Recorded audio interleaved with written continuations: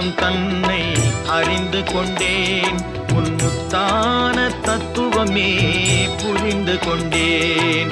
முருகா உன் குணம் தன்னை அறிந்து கொண்டேன். உன் முத்தான தத்துவமே புரிந்து கொண்டேன்.